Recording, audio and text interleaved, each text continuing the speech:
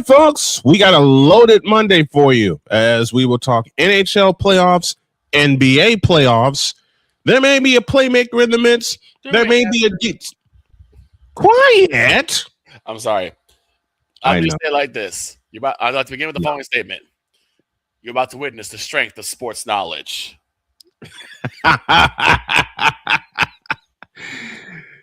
A, thanks for making me feel old, and B, thank you for the compliment. And you are indeed about to witness the strength of sports knowledge, as only we can bring it to you. Season 12 rolls on right now. I can't do it. We'll do it live. Do it live. I'll write it and we'll do it live. Mister, will you please wake up, wake up, wake up, wake up, wake up?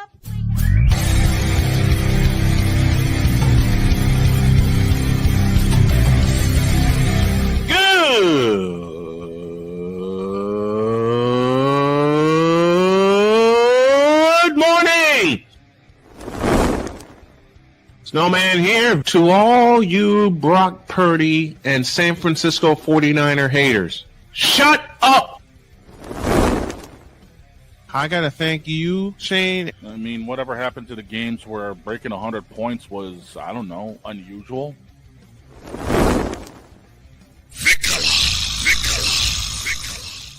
There was one word to sum up the All-Star weekend. Trays. Because we take this job so serious. Splash Brothers, yes. Ray Allen, replace him with Steve Kerr. Reggie Miller, yeah.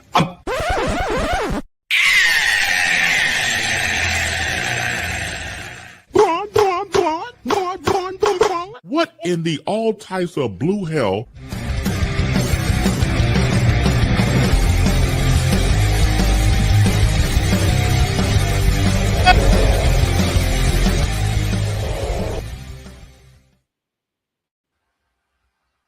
You ready, partner?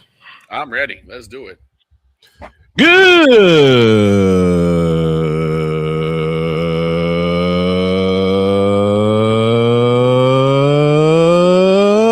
morning and welcome to the Manic Monday. Yes, I'm fighting the cold edition of Snowman in the morning. Glad to have y'all with us. A ton to get to today. A ton. Playoffs have started in the NBA. Playoffs have started in the NHL. And I apologize to DROIDD in advance. We'll have him up here in a minute. Dietz is standing by. Jay Spivey will be with us a little later. Okay. There might, and I stress the word might, be a Playmaker appearance today, considering the fact his Orlando Magic had the win of the weekend. Little something I'm creating here. A little our win of the weekend belongs to the Orlando Magic as they went into Detroit and spanked them by 11. The Orlando Magic in the playoffs, do away with that. Do away with it.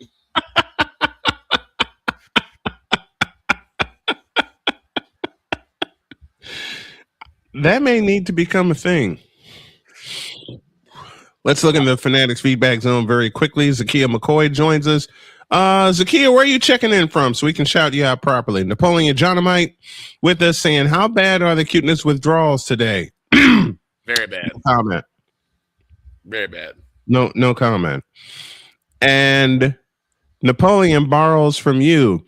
If there was one word to sum up the A's pitching this weekend... Trays.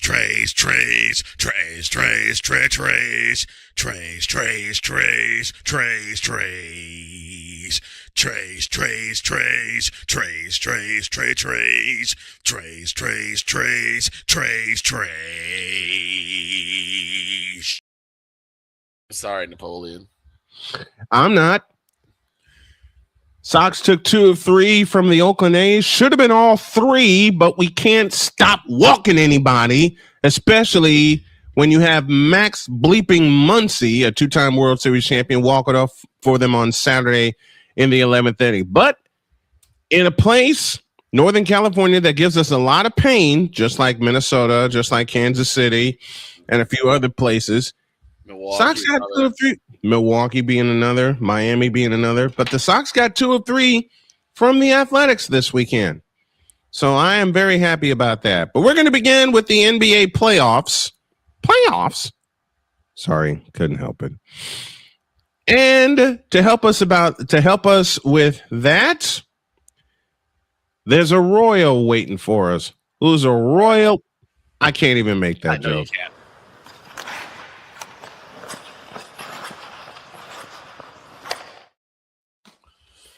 The winger, the sniper, everything but the goalie. It's Droid. Why are you? It looks like you're not in a good mood today, even though you're sporting all Royals today. No, this is not Royals. This is Habs. All right? This is Canadians. I'm talking about your jersey, you fool. I will say this. Okay, the jersey is the Royals. I will say this. Droid's Got Caglione jersey. Droid's rant last week was legendary. Which one? Legendary. Which one? Which one was it? The what is the soccer Sporting team? KC. Sporting KC. I was like, and we're Sporting KC. So, That's the thing now. Listen, I'll help out Napoleon. Listen. Napoleon, your pitching did this. They woke up this morning, got into the kitchen. Live demonstration, people. Grabbed a cup. Grabbed the milk. Oh, God. He's doing the whole thing.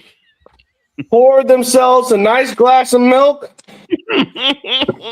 and put the cup in the fridge.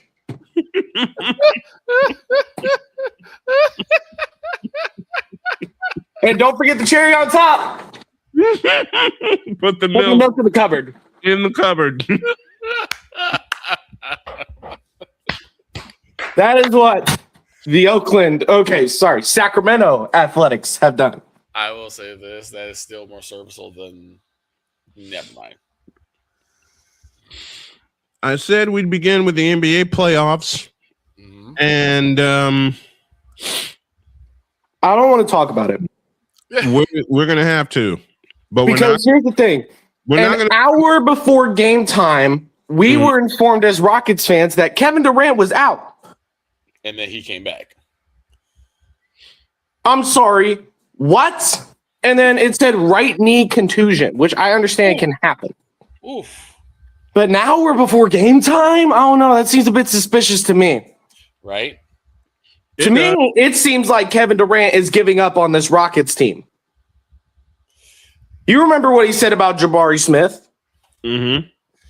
You want me to be totally honest, Droid? Kevin Durant's giving up. We've the seen Rockets that before. And honestly, I don't even want us to win the championship at this point. I don't want to give KD nothing. You walk into Houston, you leave with nothing. You lose. Good day, sir. Go ahead and take it, Joy. The floor is yours. Go ahead and take it. Listen, management messed up when we didn't sign a point guard because we don't have Fred VanVleet. You've been preaching that all year. So we don't have a shooter. Mm-hmm. What if they're calling the Slim Reaper ain't so Reaper anymore? He's just slim. Right. Yep. Gets injured an hour before the game. Ahmed Thompson can't shoot. Reed Shepard, don't even get me started on you, sir. You're trying to be the coldest white boy in the NBA. You got nothing on Austin Reeves, all right? No, you got nothing on Larry Bird. Forget all of that noise, but go on. Coldest white boy right now. You're not Luka. You're not Austin, all right? You're not Jokic. Definitely not Jokic. No. You know what? I got to step outside for this one. Hold on. He's had enough today. He's I got to done. step outside for this one. Okay. It's honestly ridiculous how many times I have preached the same three things. One. Point guard. Point guards. We need shooters. We need people who can actually shoot the ball and make it into the net. Mm-hmm. We also need a guy that has a post. Yep. Somebody who could just do a little ooh, boom. It's not that hard. And you can teach a power forward that in a day. And according to what I saw in game 1, unfortunately, it ain't Alfred Şengün. I love Şengün. All right, I love Şengün with that to the bottom of my heart. One of the best centers in the league right now. He's not the best, but he's one of. Mm-hmm. But you know what? I'm starting to agree with Katie on Jabari Smith Jr. Because what in the world was that? It's called Welcome to the Playoffs. This is supposed to be the playoffs, not the play-in. You're not facing some 7th seed Warriors. You're not facing an 8th seed Hornets. True. You're facing the Lakers. Mm-hmm. Please don't get swept by the Lakers. Please. 17 chips. How many championships do we have? 2. And the last time we won a championship or even went to the final was when Hakeem Olajuwon was still here. 1995. Doing his business in Houston. 1995. Against, oddly enough. I hate to say this. I miss watching James Harden on the Rockets. I miss watching Russell Westbrook on the Rockets. Because at least when they got to Houston, they did something. KD, you are an former OKC Thunder. 2 other former OKC Thunders went to Houston before you, and they still have done more than you have. Not gonna lie, I do kind of miss Russell No Westbrook argument. in OKC. I'm not gonna lie, I do miss Westbrook in OKC. Listen, COVID Russ was a demon, and you can't deny that. 2020 Russ with the whole weird jerseys where the names arched for some reason. Yeah. That was good Russ. Mm-hmm. Russ and I hate to see him in Denver now. And honestly, I would happily have Russell Westbrook back. I said it. I would happily have Russell Westbrook back in Houston. Because at least he's not KD. There's your graphic. At least he's not KD. You know what? There's a few. You know what? There's a few I can make with that. But continue, sir. I'm loving this. I'm loving it. It is you. We went into this game as the favorite. I will tell you, through multiple sports books, we are the favorites to win this series. Why? I don't know. But when you and what do we lack? A shooter. What do the Lakers have? A shooter. Yeah. 2 of them, actually, Luka and Austin. And Austin Reeves. We don't have a post move. What do the Lakers have? Rui Hachimura. Several post moves. We don't have dunking. What do the Lakers have? A lot of dunk. We lack so much, and it's frustrating because I've been a fan of this team for so long. I've been a fan of this team since 2014. Do you know how I became a Rockets fan? Because of 2K14. When I faced off in James Harden in the NBA Finals in my career, I fell in love with the Rockets. That's how you fell in love with the Rockets. Yes, it was. NBA 2K14, one of the last best 2Ks to ever be created, next to 2K16, was the reason I fell in love with the Rockets. I'll admit, I stopped after 2K12. I can't offer an opinion. I can't offer an opinion because I've never played it. But go on. And look at this. Look at this, Houston. You see what this is called? A beautiful day. Don't you ruin it tonight. All right? You better take game 2. Because you see this beautiful green? I love it. And I don't want you to ruin it. The Panthers already ruined my season. Oh. The Royals are already making this season worse by getting swept by the Yankees. Oh. Jakob Dobesh is the only thing making me happy right now. All right? And I'm going to use a closing sentence that we use every Wednesday. Now get out of my face, you thirsty bitches. Boom, boom. boom. I think on that we need to take a break. Please, I can't follow up on that. I can't follow up on that. More on the NBA playoffs, including the upset in Detroit, which I will get into, and much more on this Manic Monday edition of Snowman in the Morning. We're back in a deuce. This is Snowman in the Morning. Join Ryan McCarthy. I became a Jets fan because Kermit the Frog was my favorite Muppet because he was green, and the Jets wore green. That's how I became a Jets fan. And Dustin Henry. ESPN is cashing all in on let's pay a few personalities and we'll just kind of fill in the gaps. As they walk you through all of the world of sports from their perspective. The Albany Empire, it's a literal circus. No credentials required. Where, Ryan, say the tag. Where you don't need a press pass to talk sports. Every Monday at 8 p.m. Eastern, 7 p.m. Central. On YouTube and where you can find all podcasts. Oh, yes. The tradition, the pageantry, the spectacle, the history, the slut. Wait. I gotta rep my brother's stuff right. All my DMV soldiers, stand up! And welcome to the Commander's Gridiron Report. You want your commanders to be repped right? Well, D. Willie is your man. Commander's Gridiron Report. Every Tuesday at 11:05 a.m. Eastern, 10:05 a.m. Central. On the Sotoba Media YouTube channel. Music by J. Cool. Where my soldiers? Right side. Commanders. Where my soldiers? Left side. Join the transporter to Hades. Your butt and gut becomes one. Join the reformer of hooker whores. This is my daughter, Placenta Booty Johnson. Join the bronze claw. Whenever you are in distress, take off your baseball cap and throw it in the air. Join your very own superhero of broadcasting, Chris Bass. So whatever color crayon they get, they palm it and do two circles, and that translates to I can beat up black people. As he takes you through the week's paces in Baseline.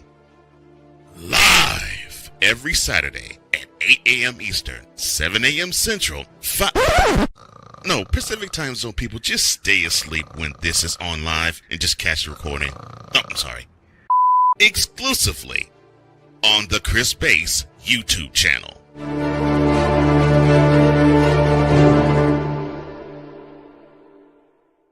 Cause we take this job so serious. I'm on Alarm Island. Give me them cocks! Okay. What in the all types of blue hell? This is Snowman in the Morning.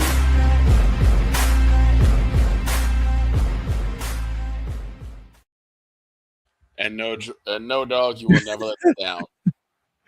19 after the hour. We'll bring Droid back up in a moment, but let's go to the Fanatics feedback zone. As mentioned, Napoleon and Zakia McCoy broke the seal.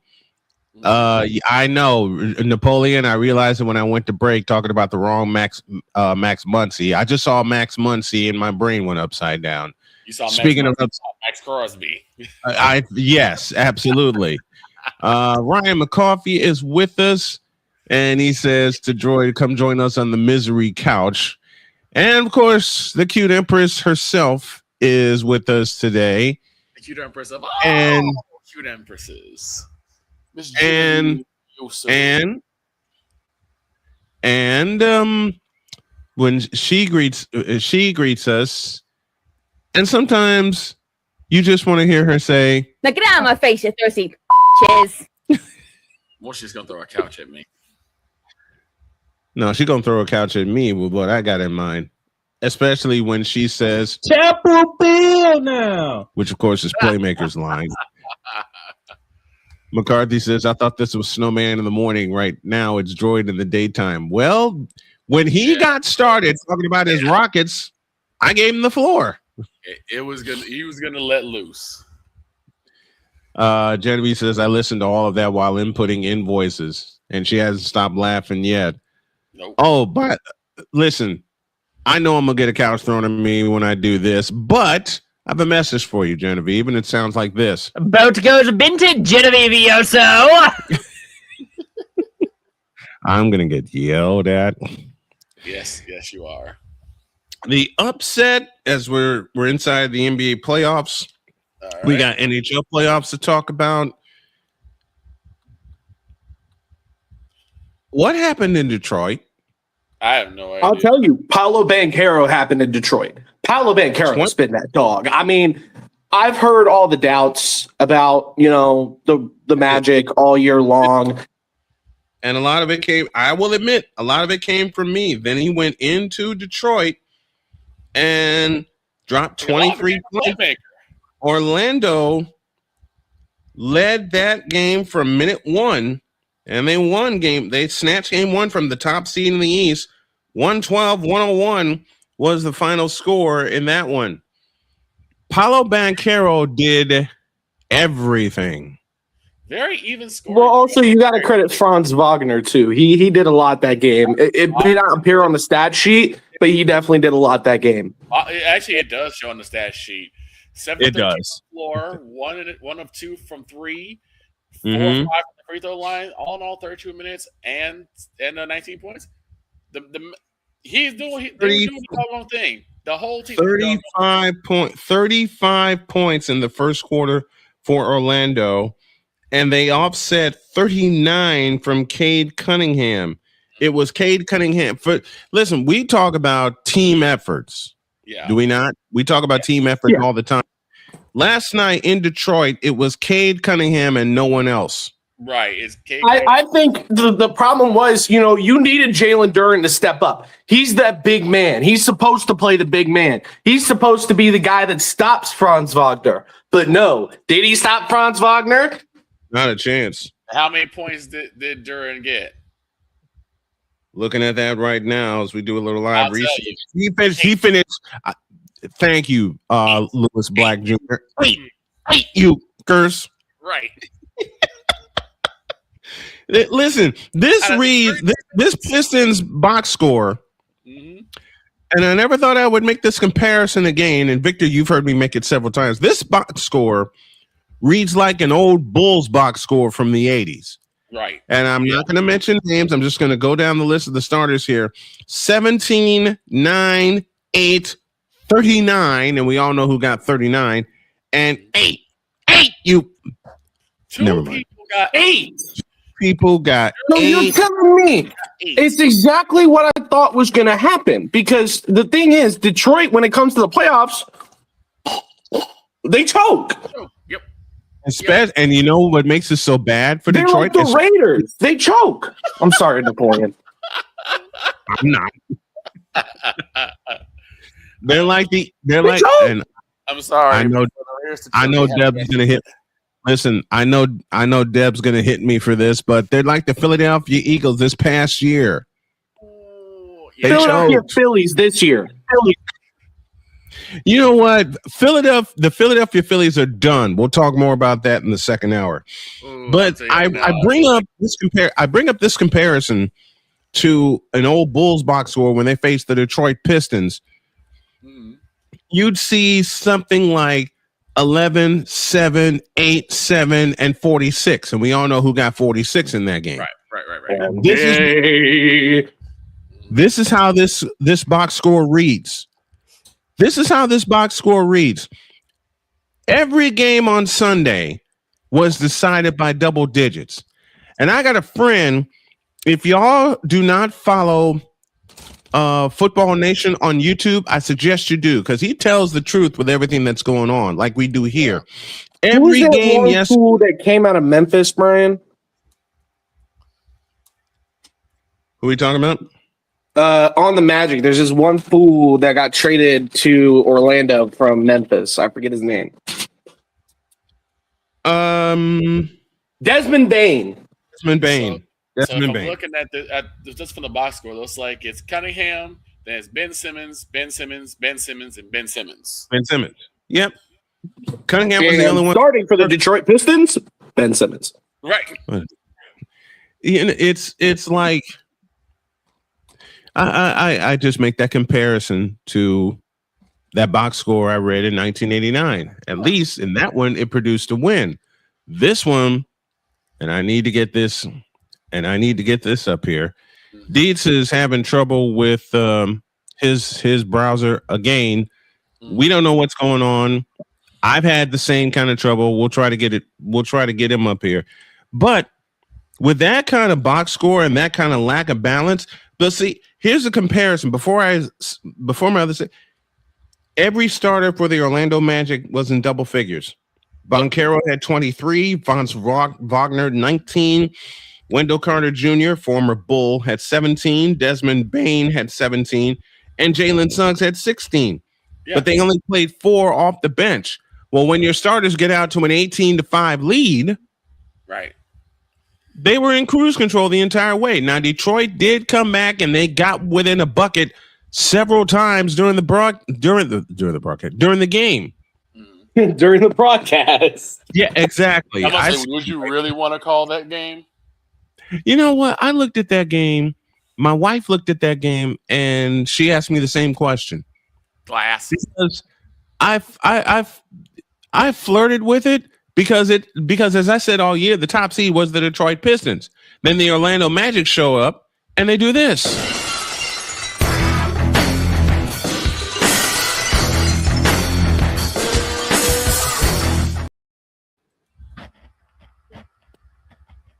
Can't do it.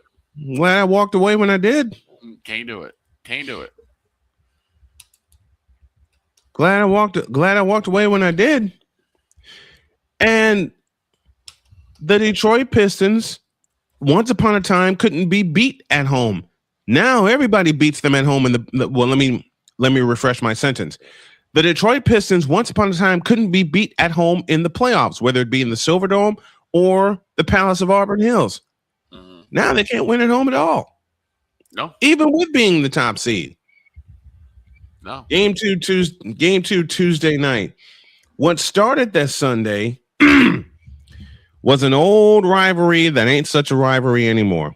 Oh my God. Once upon a time, one of my favorite playoff rivalries was the Philadelphia 76ers and the Boston Celtics.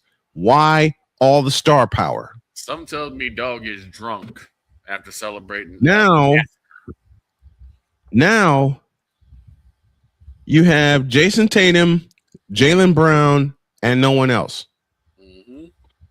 And I mean no one else on the floor that could compete with them because the Boston Celtics hung 123 points on the 76ers yesterday. And again, let's just listen.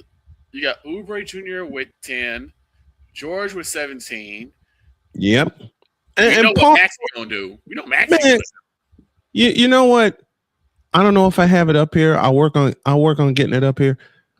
It got to a point after the first quarter. Usually you get this reaction from me at the end of the first half or at least midway through the third quarter. I had it and I lost it.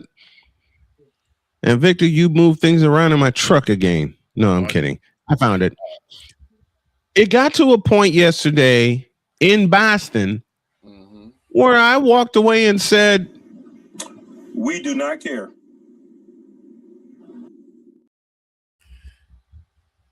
You got to feel that way for this series. You got to feel that way for this series. Because unless Philadelphia has a miracle in them, they're going to get swept by the Celtics again in the playoffs. And I'll say this is ridiculous. This is a little more even scoring than the other game, the Pistons game, because at least only one guy, which was Bono, was out of double digits. But again, you go back to the Celtics, 25, 12, 13, 10, 26 points. Jaylen Brown. And then you got Peyton Pritchard off the bench with 12. I'm like, good grief. And Detroit's the number 1 seed. Not the way they played yesterday, and not according to this box score I'm reading from game 1 on Sunday. I feel like John Cena, Detroit is the number 1 seed. Are you sure about that? Are you sure about that? Absolutely. No, even better. To honor Cole Johnson, Detroit's the number 1 seed. You tripping. That's a lie. That's a lie. Thank you. I went another way, but Detroit, the number 1 seed. That's a lie. And us not having cuteness withdrawals. That's a lie. Yes, indeed. I had to slip that one in. But 51 points from Jason Tatum and Jaylen Brown. Philadelphia scored 46 in the first half as a team. Mm-hmm. That's crazy. I'm sorry, but there's no chance for Philadelphia to win a single freaking game in this series. None. I don't know what's going on defensively, but they didn't have it this past game at all. There was no defense to be had in that game. None whatsoever. And the supposed savior is not playing. So what they gonna do now? Listen, this Celtics Sixers series is over. Period. I'm saying, look, if I'm premature in saying it, so be it. But after what I saw yesterday, and I only watched 5 minutes.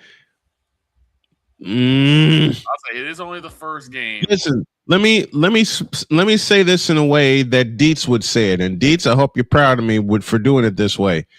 Sixers taking the floor against the Celtics, throws to Jesus Christ.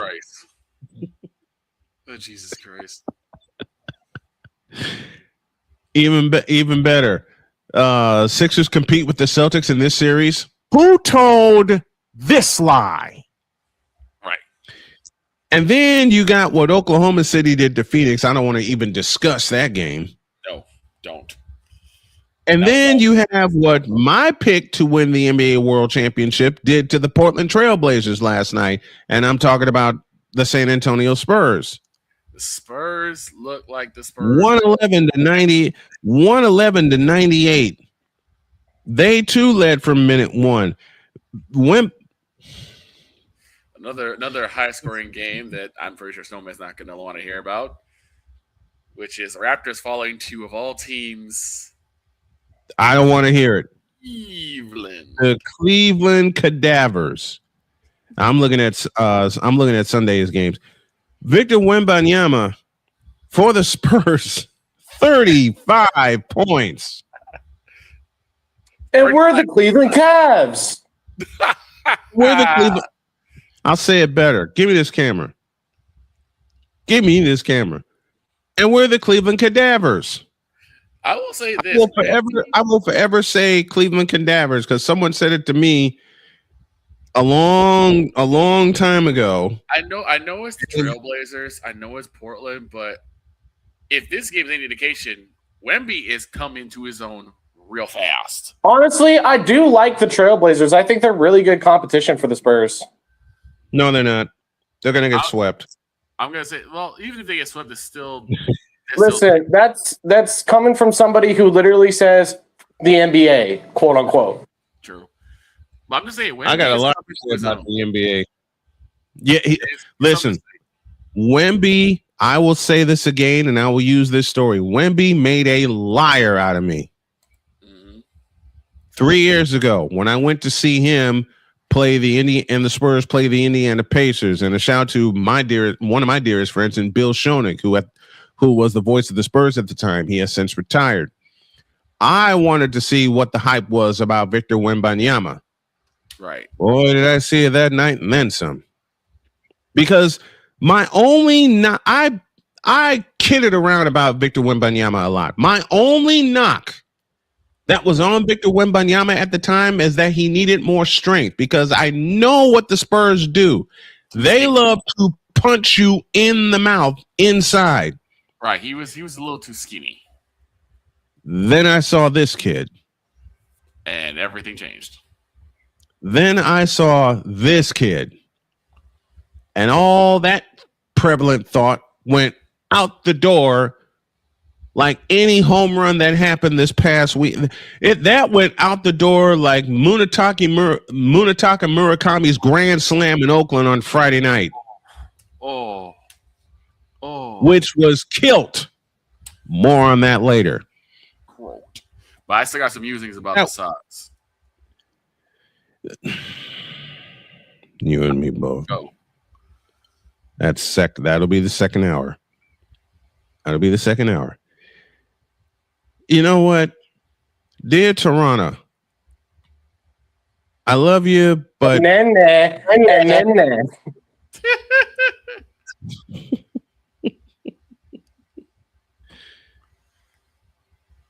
I mean, dear Toronto Raptors. Oops. Oh. Toronto messed that up. Toronto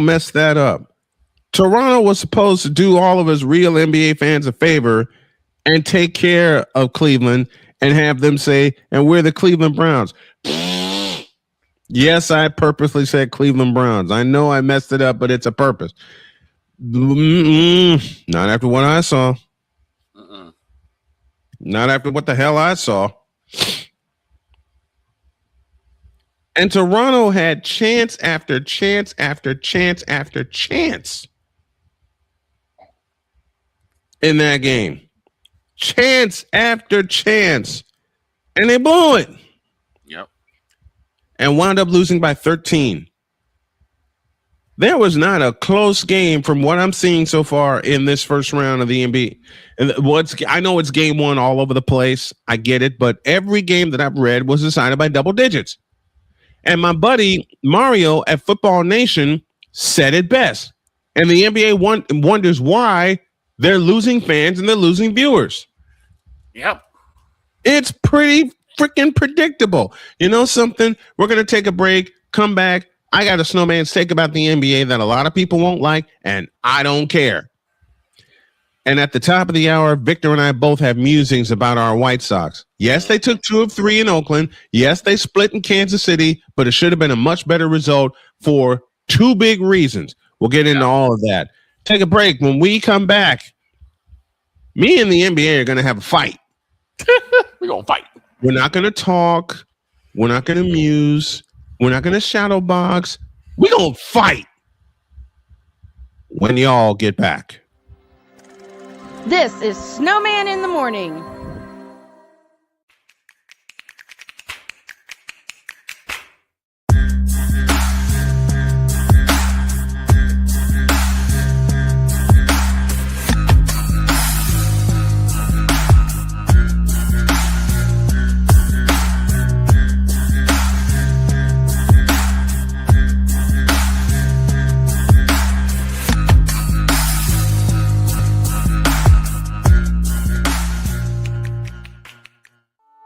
I'm Jenny Garth, and as a mother of 3, I know kids worry about a lot of things. Getting enough food to eat shouldn't be one of them. But here in America, that is a real worry for 1 in 5 children. Even though we are one of the most food-rich countries in the world, 15 million children don't know where their next meal is coming from. This is unacceptable, and something the Feeding America nationwide network of food banks is working to solve. Instead of accepting that our country lets billions of pounds of surplus food go to waste every year, Feeding America has made it their mission to help families in need by rescuing this food. Through food pantries and meal programs, the nationwide network of food banks provides more than 3 billion meals, serving virtually every community in the United States, including yours. Join me in supporting Feeding America and your local food bank by visiting feedingamerica.org. Together, we can solve hunger. Together, we're feeding America. My mother was always very familiar with her neighborhood, but one day she stopped at the stop sign for much longer than usual. And she didn't know whether she should go forward or turn, and she wasn't even really sure where she was at. It was very unsettling for her.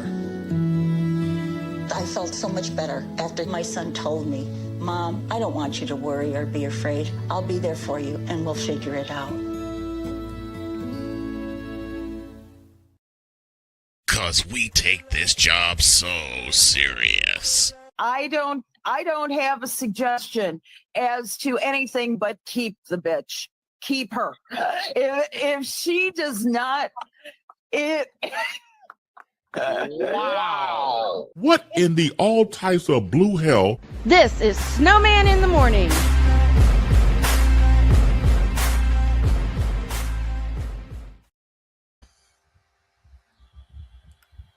And thus was the birth of Mike Drop Moran. Yes, indeed. 41 after the hour, and dear NBA, I have a few things to say about you.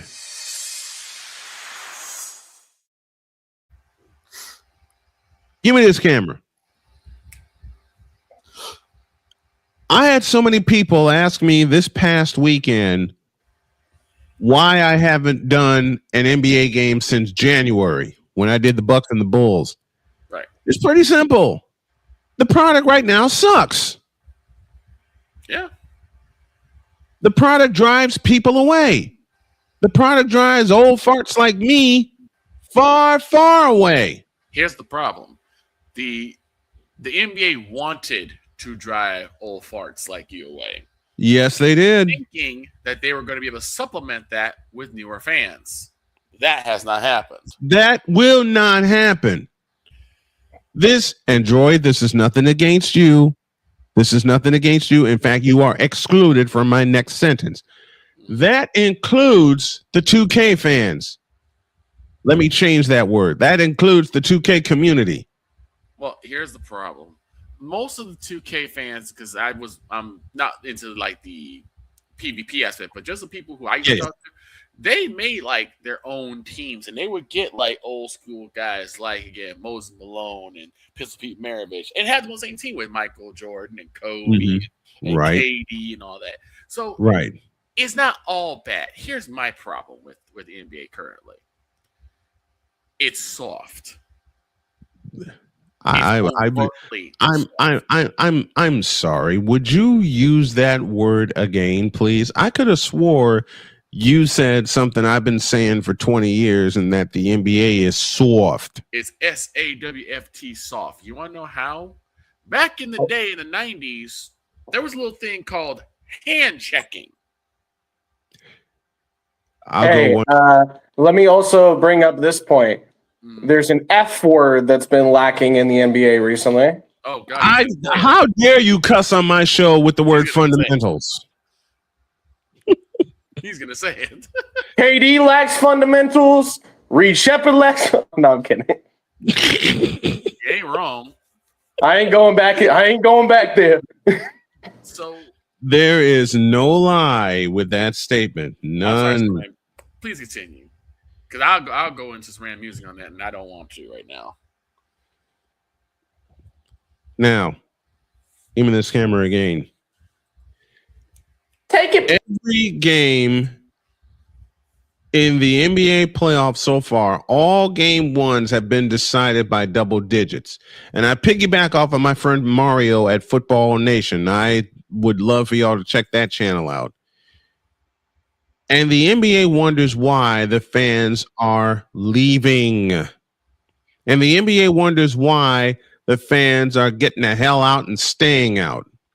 And the NBA wonders why fans are tuning out. Part of that problem is the lack of regional networks. And Victor and I talked about this last week. Lack of availability. The lack of availability, either in person or via broadcast, is astounding. Because even when the Bulls were in their heyday, guess what it took? It took a team being built to be champions. The crazy thing is, Or out the of all the games in the first round of the playoffs, all of them have had at least one team get 100 points. Mm-hmm. One been past 120. I'm going to give the NBA a little bit of nugget of knowledge. Just because someone goes over 100 points does not mean it's exciting basketball. Boston Celtics, Philadelphia 76ers, anyone? 123-91. Just because someone scores 100 points does not mean, oh my God, it's the greatest game ever. No. I mean, you can always say you can always say, well, we expected that result with Philadelphia and Boston. Yeah. It's so very true, given the fact that Philadelphia has cratered and Boston has risen. I totally get that. I totally understand that. But look at the totality of the game, just all the game ones this weekend. what's the common denominator? Every one of those was decided by double digits. Yep. Every single one was decided by double digits. It's not fun anymore. It's not fun to watch anymore. We watch our highlights and we make our judgments because we were brought up on a fundamental era. Yes, I'm cussing again. Yep. I will say this. I tell this story all the time. Back in the day when the Bulls were really running wild, and actually even after that, it was an event. It was an event. My dad, my brother, and myself, because mom cooked for most of the week, we said, let us handle it. First game of the season, like clockwork. My brother and I are peeling potatoes. My dad's getting chicken ready. We had fried chicken and potatoes from scratch every first game of the season. Because that was our spectacle. That was like our occasion. Special occasion.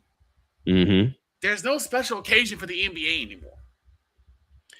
Was it Christmas? When opening night becomes earlier and earlier and earlier in October, when you're competing with the NFL, when you're competing with college football, when you're competing with playoff baseball. And you're also dealing with the beginnings of college basketball, too. And you're dealing with the beginnings of college basketball. There's a problem there. There's here I go cussing again, a fundamental problem. And again, to go back to the point that Victor and I brought up last week, lack of regional networks, lack of, what's the word I'm looking for? Availability. Right. The lack of availability, because if you knew that the Bulls were in the playoffs in the 80s and the 90s, where were the first two rounds? They were on Sports Channel. Sports Channel. And the more popular the Bulls and the more popular the Bulls got in the 80s, guess who stepped in? CBS. Somewhere actually on WGN a couple of times. Mm-hmm. Once they got to like semis and finals, NBC took over. Listen, the usual hierarchy in the playoffs, and I'm using the 80s and the 90s as an example, and forgive the way I sound right now. I'm very stuffed up right now. Mm-hmm. The first two rounds were on Sports Channel. Right. Okay? If you were lucky enough to have TBS and TNT as part of your cable package, because TBS is to Atlanta what WGN is to Chicago. Right. If you were lucky enough to have that, you're golden. Right. Because at that time, from what I watched, and I know people can correct me on this because there's some that have watched it longer, TBS and TNT was in its infancy covering national games. Anyone familiar with TBS knows they're based out of where? Atlanta. So what's the team they covered the most? The Atlanta Hawks. Right. So the regional networks had the first two rounds of the playoffs. If the Bulls were lucky enough to make it to the conference finals, that's when CBS took over. And then beginning in the 90s, of course, it was NBC that took over. And here's the thing. NBC, CBS and NBC, up until 2002, did not split their coverage of the conference finals. Right. One team covered the Eastern Conference Finals. One announced team covered the Eastern Conference Finals, and an NBA in the NBC's case, it was Marv Albert and Mike Fratello, and later on Marv Albert and Matt Guokas. Mm-hmm. And then in the West, it was Dick Enberg and Steve Snapper Jones. On CBS, the East Finals were covered by Dick Stockton and Hubie Brown. And the Western Conference Finals was covered by Brent Musburger, the legendary Brent Musburger. Mm-hmm. I bring up all that to say this. The conference finals was what? Available. Because CBS until 1990. Well, first of all, let's give a shout to Chris Schenkel and ABC that covered it. The real ABC that covered it the first time up until memory serves me correct, 1974 when CBS took over. And then CBS had it from 1974 to 1990. And of course, we all know the NBA on NBC was born. Right. with all that lineage, what was the NBA during that time? There's a very key word, available. Yeah. Now you got all these dadgum streaming services that are putting a bigger hole in your pocket than cable is. Yep. And I know there are a lot of people that have cut the cord. Hell, Victor and I did it when we lived in Gary, Indiana. The problem, it boomeranged on us. Right. Especially when we wanted to watch White Sox games. Because like you're gonna either gonna have to pay for this, or just be left out in the cold. Unless you have a good radio. You're either gonna pay through the nose, or it's gonna come out of your ass. That's it, and that's all. Why is the NBA losing fans? Lack of availability is one. Lack of being able to afford it is another. And the third and the most important thing, the product on the floor sucks. Yeah, because now end of story. It blows. Because it gets to the point of why are you paying so much for a product you don't even want to watch? You're not even interested. Exactly. I'll give you a perfect example. Go for it. It's a perfect example. So my friend and I were talking about things that used to be really big that are not big anymore. And one thing she brought up was movie theaters. She's like, movie theaters have gone downhill. In fact, something in Chicago, Snowman, is that the city is looking to close down Ford City. But we'll get to that in a little bit. Here's the thing. I said, think about it. Back in the day, movie theater tickets for a matinee ran you about $5. If that. And then you can go get $1.25, thing of popcorn, or for me and my nachos person, maybe $2. You have all the cheese you want, all the jalapenos you want, and for a date, it was affordable. Right, and for a date, that's probably maybe $25 for the whole night, or for the whole day.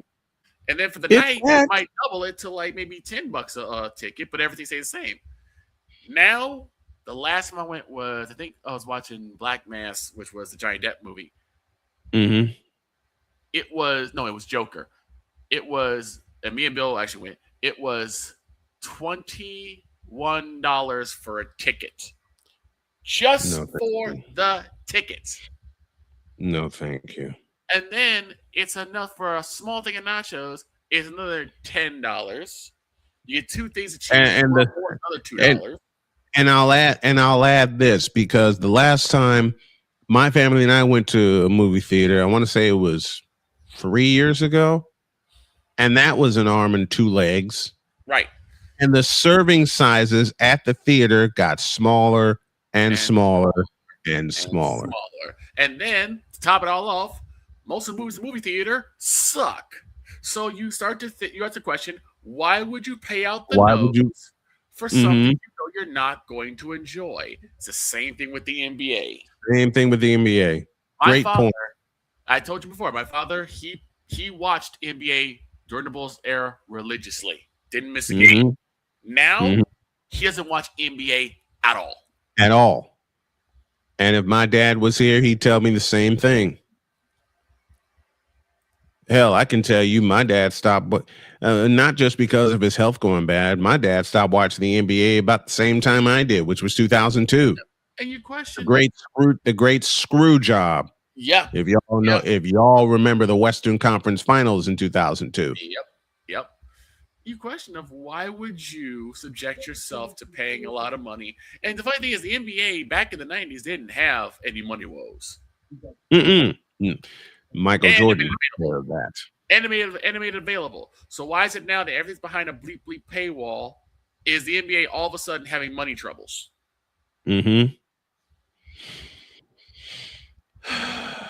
So it's gonna cost you either way. So you know how I paid it back? Pulling my fandom. Because the NBA today will never be the same as it was when I was growing up, which was fun to watch, fundamentally sound, and available. I mean, hell, y'all already know my favorite announced team of all time, Jim Durham and Johnny Kerr. Yep. They made it fun. I mean, Neil Funk, they say Neil Funk and Stacey King did. Look, and we met Stacey King. Yes. And he's as much of a clown off the air as he is on it. But that's who he is, and that's what drew you to Neil Funk and Stacey King. And we love it. Yes. That's what drew you to Jim Durham and Johnny Kerr, because Johnny Kerr was a nut. And don't you find it a little bit interesting, a little bit funny, that after Derrick Rose ends up, leaving Chicago, is when all of a sudden the Bulls games are no longer available? Yep. Today's NBA is a garbage fire full of dumpster pelicans. Yep. Burning dumpster pelicans. I will combine what Ryan McCarthy just said to what our brother Sensei Drew said best. Mm-hmm. The NBA today is a garbage fire full of dumpster pelicans, period. And it will and until Adam Silver gets off his ass and introduces fundamentals, hand checking, and actually fines teams for not playing defense, the NBA will always and forever be a garbage fire full of dumpster pelicans. I'll say this too. I understand that you want to keep players safe. I get that. You don't want to be barbaric. I right. Get it. You don't want that. It gets to a point where if you're going to call a foul on someone just because they have a fever next to another player, that's a problem. Yeah. If passing gas to another player is going to cause a foul, you got a problem. And a lot of people are not going to like what I'm going to say next, and this is where I'll close it off before we go to the second hour. A lot of people are not going to like this. But since 2002, there has been one player and one player only that I put all the blame for the ills of the NBA at its feet. And why? Because yes, LeBron, it is you. It has always been you. It is you now. It will forever be you. Forever and ever. Amen. It's your fault, LeBron. You've ruined the NBA. You've ruined the stake of fans in the NBA. And you just ruined sports in general by being you. I will say this. Dog. Hemorrhoid. LEBRON. Hemorrhoid. I'll say this about LeBron. LeBron is, in a sense, suffering the John Cena effect. What do I mean by that? When John Cena became the main focus of the WWE, the product had went down. Now, it may not all be his fault, but because he's the poster child, he got the brunt of the blame. While I'm throwing the blame at him, and to make Victor laugh and Jen laugh while she's at work at the same time, this happened. This moment of Braun's sexual stupidity is brought to you by Hooked on. Noted.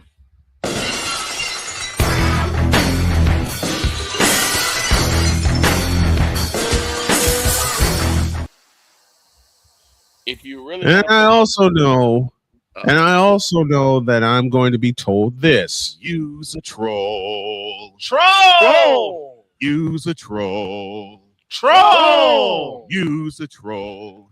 I said that use a troll. Call me a troll, all you.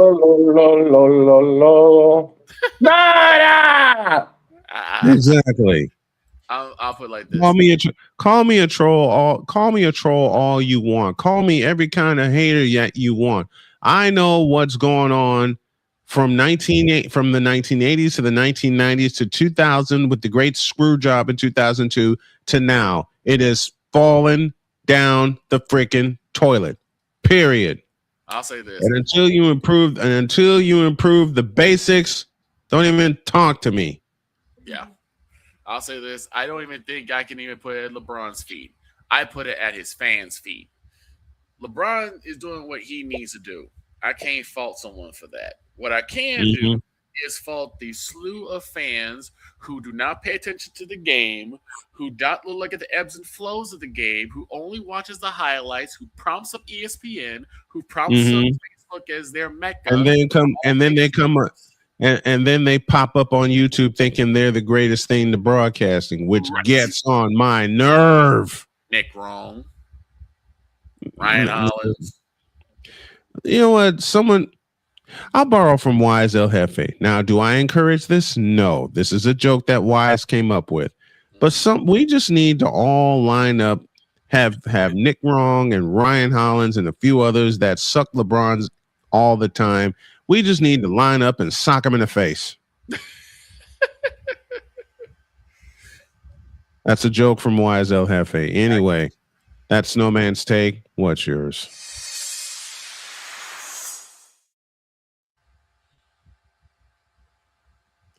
Coming up after the break, dear Shane Lake, your Bruins suck. He's not watching the Bruins. He's watching the Celtics. He don't care about the Bruins right now. That's a lie. Hour 2 in a moment. This is Snowman in the Morning.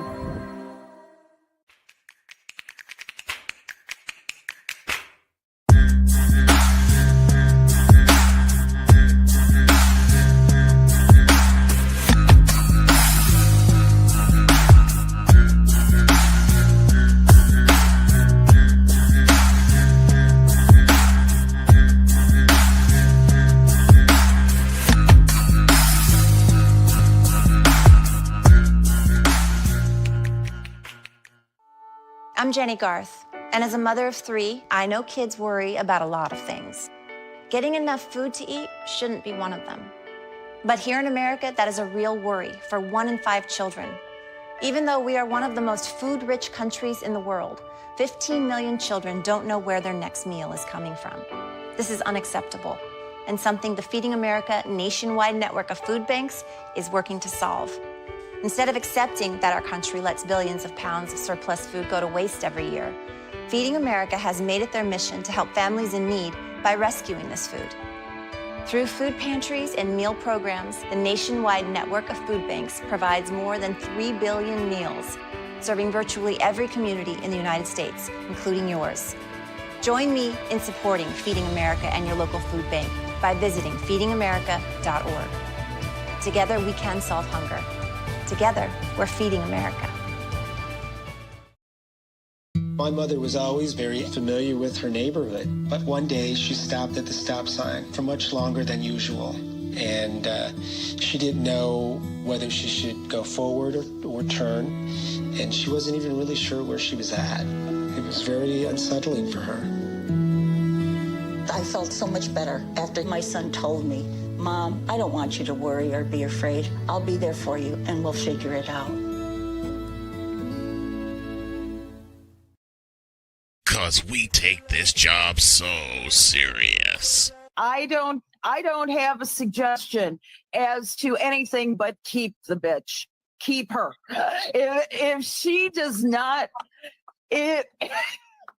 Wow. What in the all types of blue hell? This is Snowman in the Morning.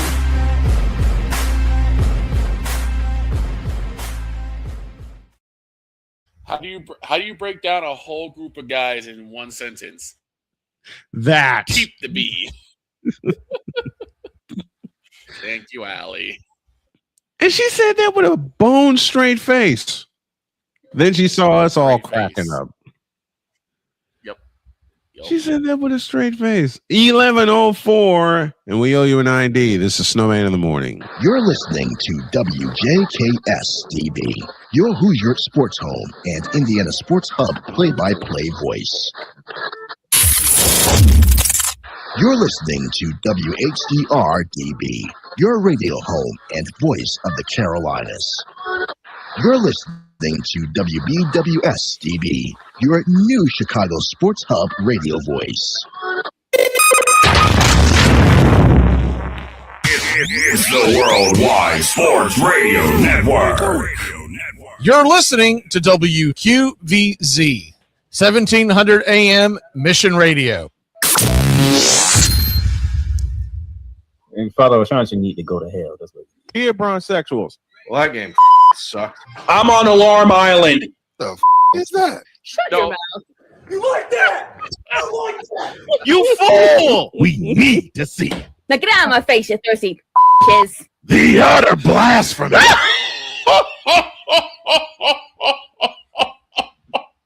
Mr. Cole Johnson. I have a good question. That's a good question. What the is Alarm Island? Ask Shane. He came up with the term. I don't know if I'm too young to understand that or what. Like, I'm on Alarm Island. Give me them cocks. Sorry. Here's what happened. We were doing our college picks one Thursday. Mm-hmm. Shane was trailing in the standings. Yep. And I think South Carolina was on the road. Of course, South Carolina is known as the Gamecocks. So, in order to attempt to make a comeback, he picked them and delivered that line. And people didn't wonder work. why I call them the chickens for that reason.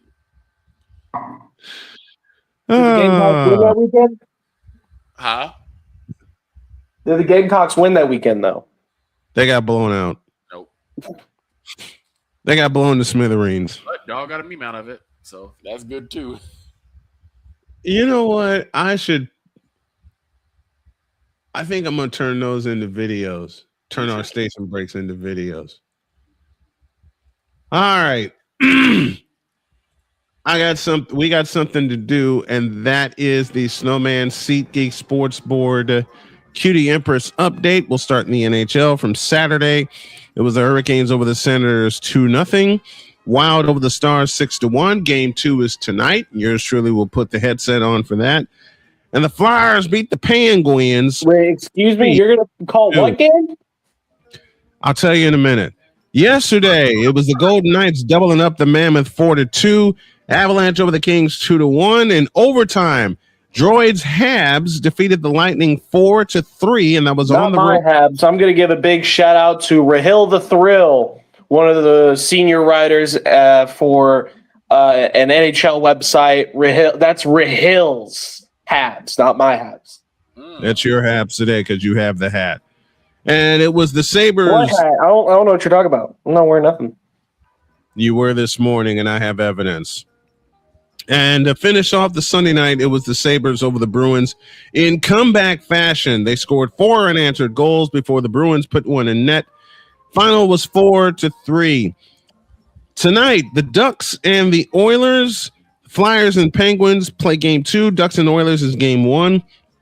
Senators and Hurricanes, with the Hurricanes leading 1-0 in that series. And, of course, the Wild and the Stars. That's 9:30 Eastern time. So old Snowman's going to be up a little bit late tonight.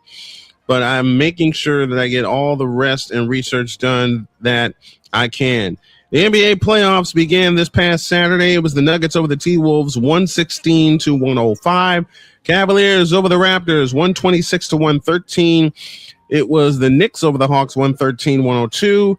And the Lakers getting past DROIDD's Rockets, 107-98. And I need to make a correction. That was the only game that was not decided in double digits. Yesterday, it was all blowouts, and you wonder why the NBA is falling down the toilet. Celtics over the Sixers, 123-91. Spurs over the Blazers, 111-98. The Thunder blow out Phoenix, 119-84. And the Magic with the upset of the weekend, they beat the Detroit Pistons, 112-101. NBA playoffs tonight. Timberwolves and Nuggets play game 2 at 10:30. Raptors and Cavaliers kick off the night at 7 Eastern. And the Hawks and the New York Knicks will play game 2 of their series. The Knicks lead that series 1-0. That game tonight is at 8 p.m. Eastern. Yesterday in the majors, Nats over the Giants 3-0. Cardinals beat the Astros 7-5 in 10. White Sox beat the Athletics 7-4. Mariners over the Rangers 5-2. The AL West is a cluster right now. Yes. The Yankees over the Royals 7-0 to complete the sweep in Kansas City. Blue Jays over the Diamondbacks 10-4. Pirates double up the Rays 6-3.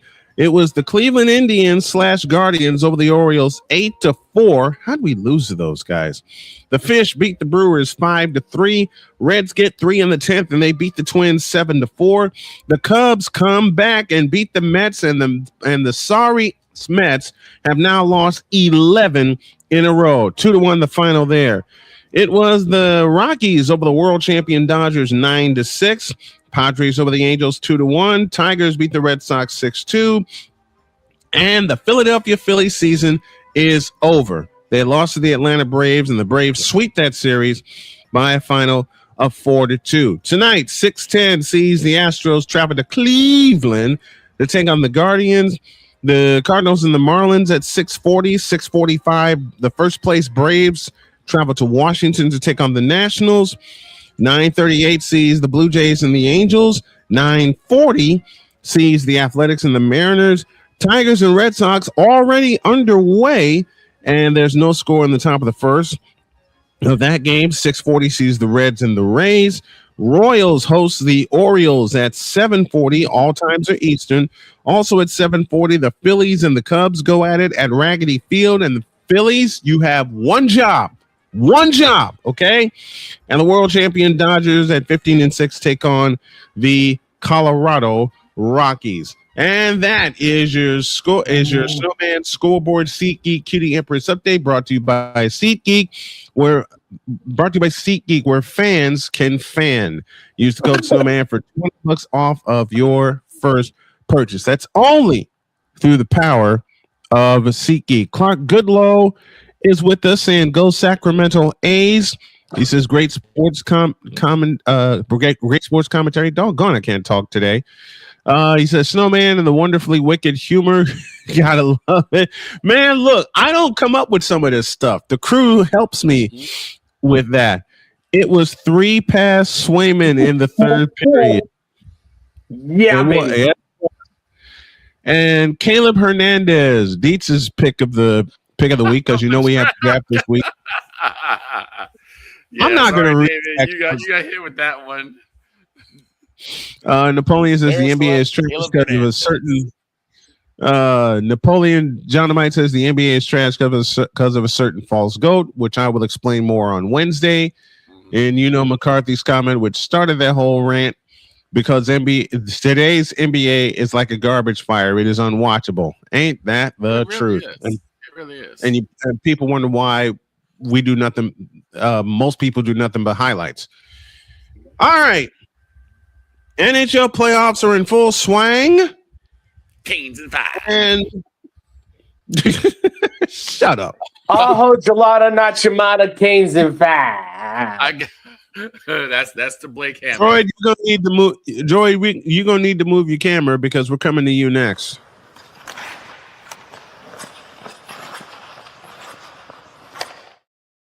Man, can a man just play MLB The Show for once? No, because you're working, you fool.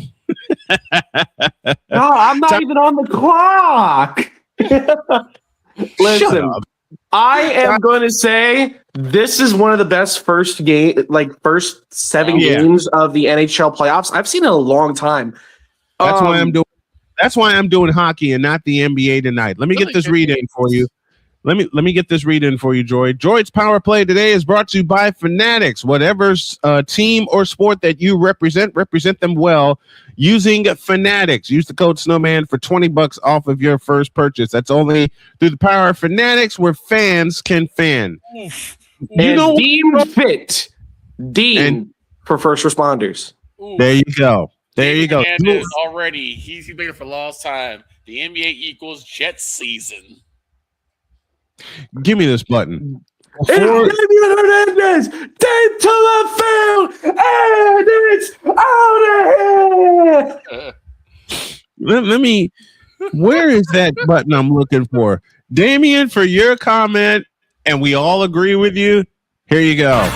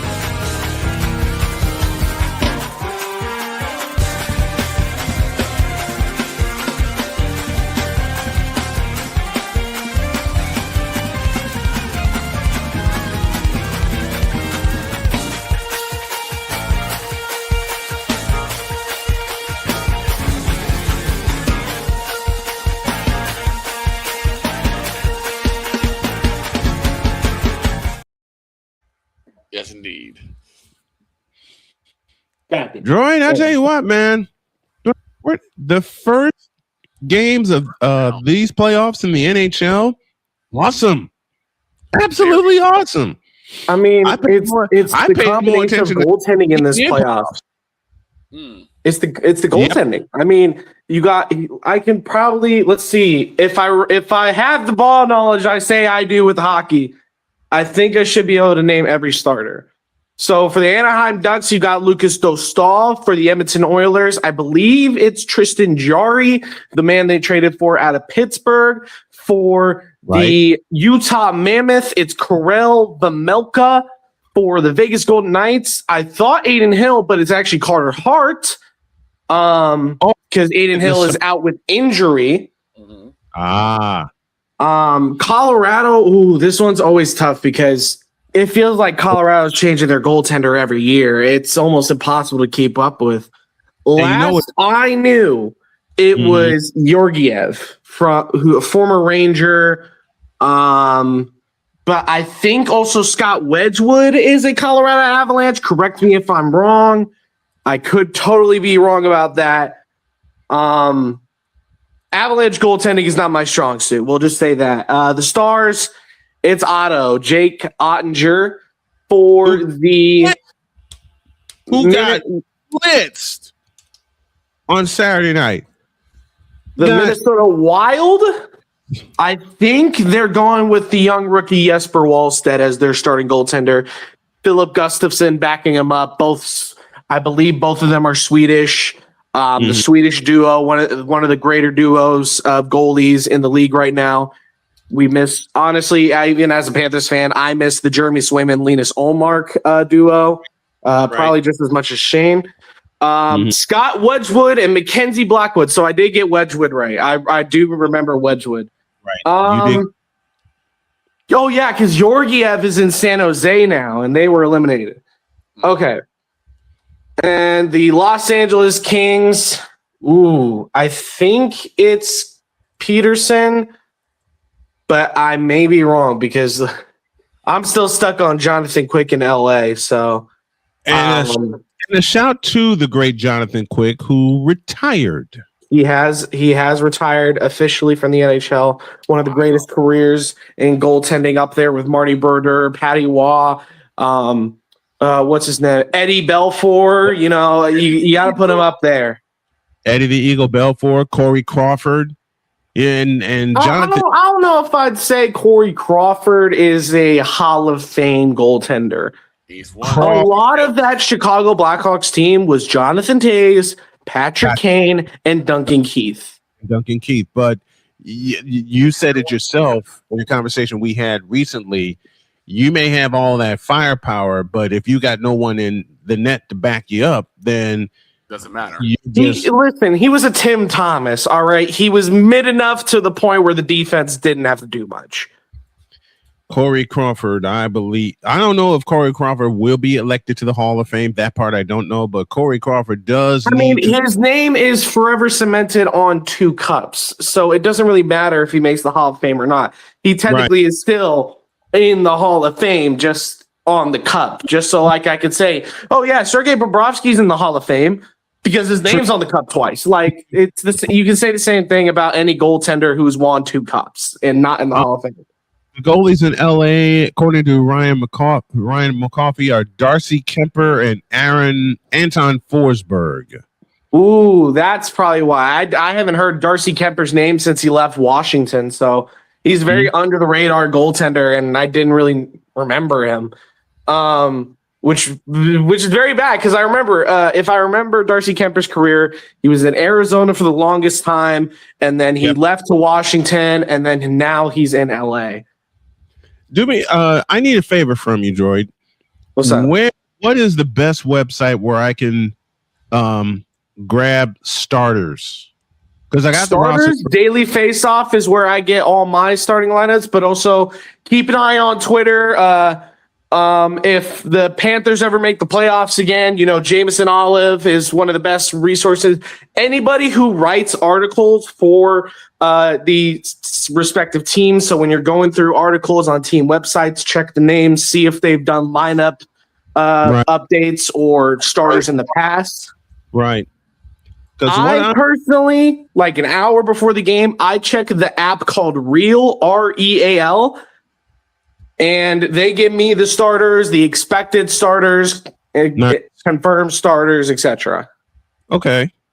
Because the game, you asked me a question, I will answer it. The game I'm going to put my ears to tonight is Wild and Stars, and that's at 9. Jesper Wallstedt versus Jay Gottinger. That's going to be a great matchup. Jay Gottinger's looking a bit shaky.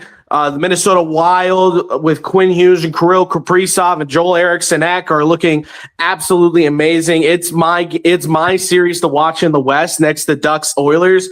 But other than that, it's the best series. That is why I'm putting the headset on for that particular game and that particular part again. And for the East, well, Carolina right now is Frederik Andersen and Brandon Bussey. And then in Ottawa, you got Linus Ullmark, and that's pretty much it. Any other name you say will not be as good as Linus Ullmark. So for Buffalo, it is Ukko-Pekka Luukkonen, Alex Lyon, and Colton Ellis. Alex Lyon was out with injury, so currently backing up UPL is Colton Ellis. For the Bruins, it's Jeremy Swayman and Jonas Korpisalo. It's going to be Swayman all series long. Even if the Bruins get eliminated, it's going to be you're not going to see any Korpisalo time. Yeah, it's gonna be Swayman for that entire series. And then for the entirety, the rest of it, we'll say the Lightning, Vasilevsky. We know that. I think Johansson or Johansson, some weird Jonah type name. He used to play for the Panthers, and he's terrible. So just hope Andrei Vasilevsky doesn't get injured, Tampa fans, or else you're done. You're done. Yeah, and then now in Montreal, I know all three goaltenders. It's Sam Montembeault, Jacob Fowler, and the starter Jakub Dolbash, the Czech goaltender, drafted out of Topeka, Kansas, but not from Topeka, Kansas. He's from the Czech Republic. I love Dolbash. Well, in terms of the first few games, it's everything I expected except Wild Dallas. That was not what I expected. I was telling you it was going to be a 6-game series.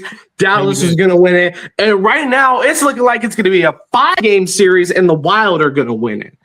It could be one of two ways. Given the way the Wild played Saturday night or Saturday afternoon, it could go one of two ways, and both of them are extreme. It could be either a sweep or a gentleman's sweep for Minnesota on one side, or if Dallas gets their act together tonight, it could go the distance. It definitely could. If Dallas gets the win tonight, I definitely see this even going 7.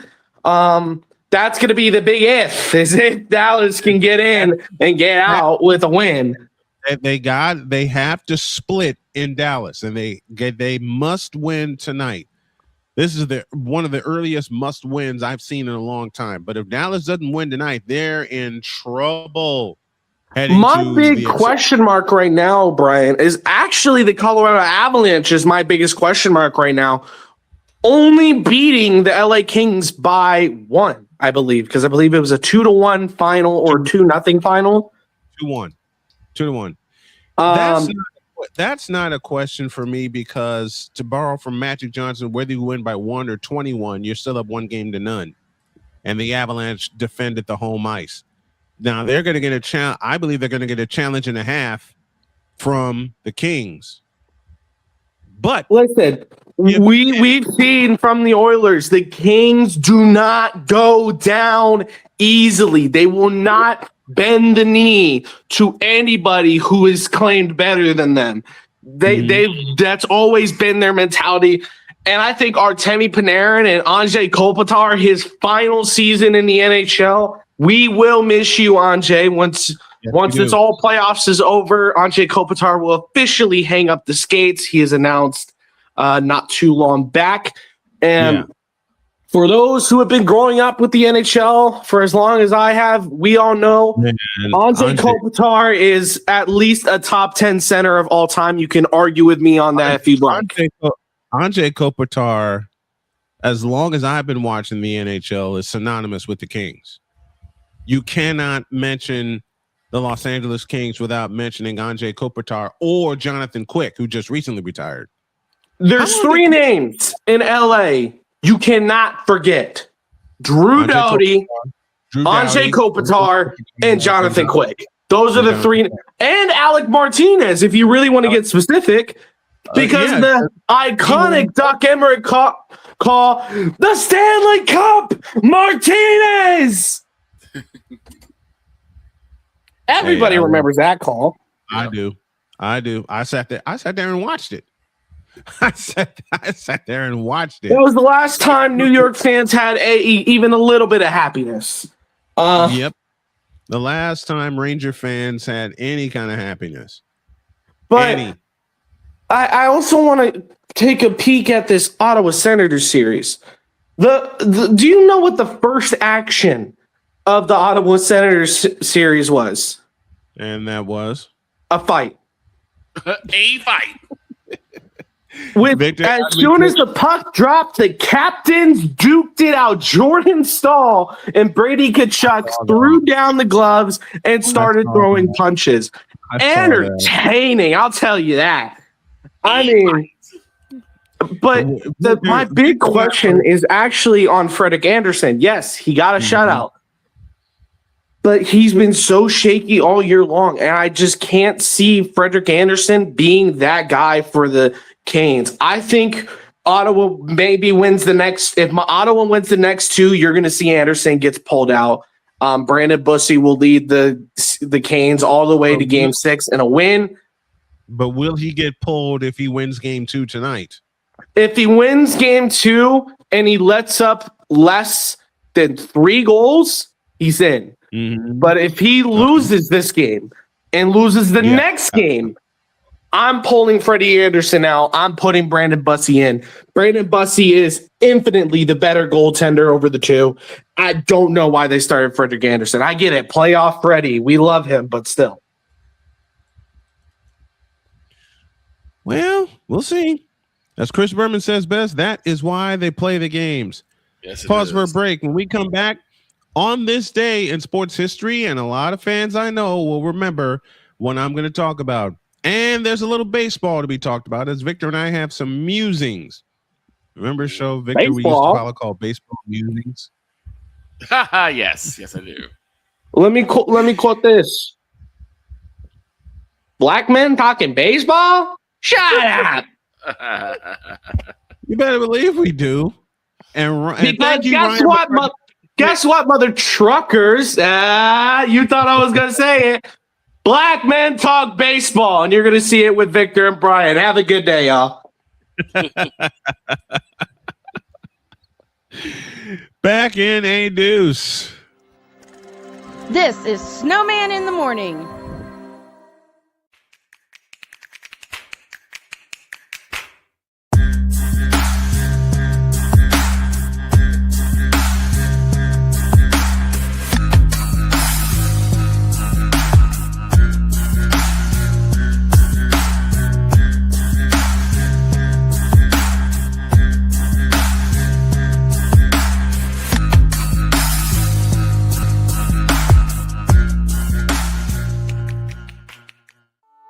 I'm Jenny Garth, and as a mother of 3, I know kids worry about a lot of things.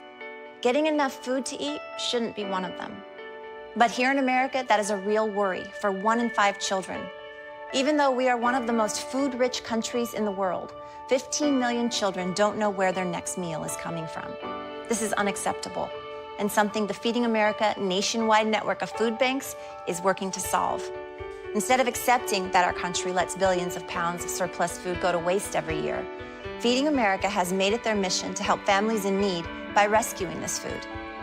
Through food pantries and meal programs, the nationwide network of food banks provides more than 3 billion meals, serving virtually every community in the United States, including yours. Join me in supporting Feeding America and your local food bank. by visiting feedingamerica.org. Together, we can solve hunger. Together, we're feeding America. My mother was always very familiar with her neighborhood, but one day she stopped at the stop sign for much longer than usual.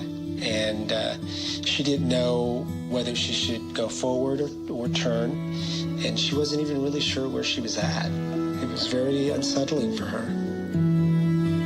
I felt so much better after my son told me, Mom, I don't want you to worry or be afraid. I'll be there for you, and we'll figure it out. 'Cause we take this job so serious. I don't have a suggestion as to anything but keep the bitch. Keep her. If she does not, Wow. What in the all types of blue hell? This is Snowman in the Morning.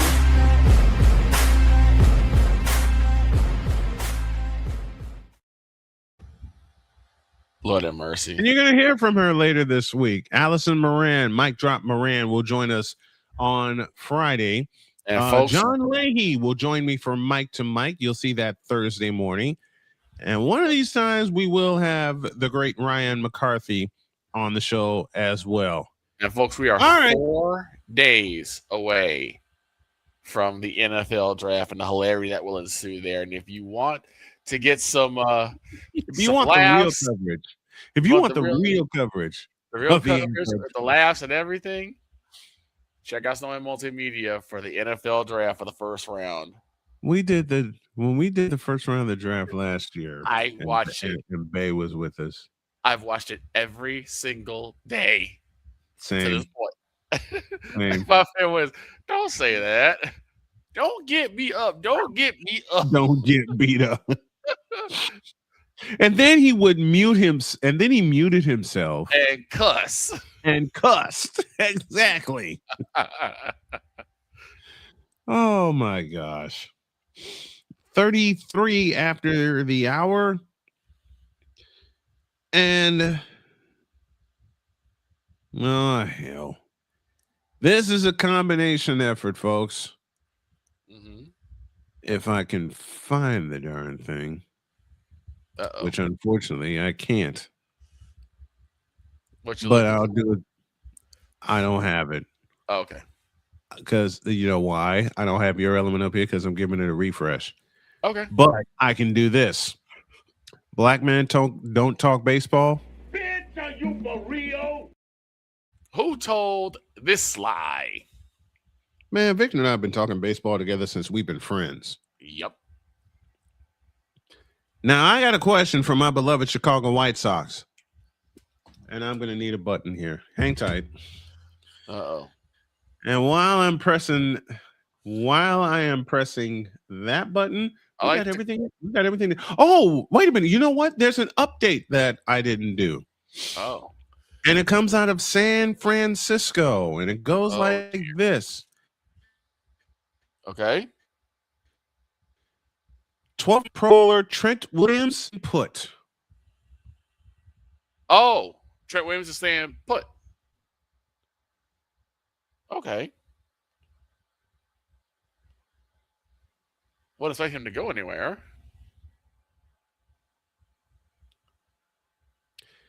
Two-year, $50 million extension with $37 million up with $37 million guaranteed. 24 will be 24 will be due him. Instead of taking a $36.8 million cap hit, Trent Williams will wreck shop for the 49ers for another 2 seasons. The 37-year-old tackle who has flourished with San Francisco and the 49ers were not worried about getting a deal done. They were just trying to find the right figure. So Trent Williams, number 71, will stay with San Francisco. Nene.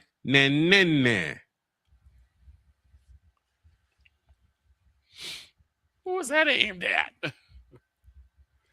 I wouldn't look all these. Listen. You want to know who that's aimed at? It's aimed at all these punks To all And yes, you I said it correctly. I said it the way. To all you Brock Purdy and San Francisco 49er haters, shut up! Shut up!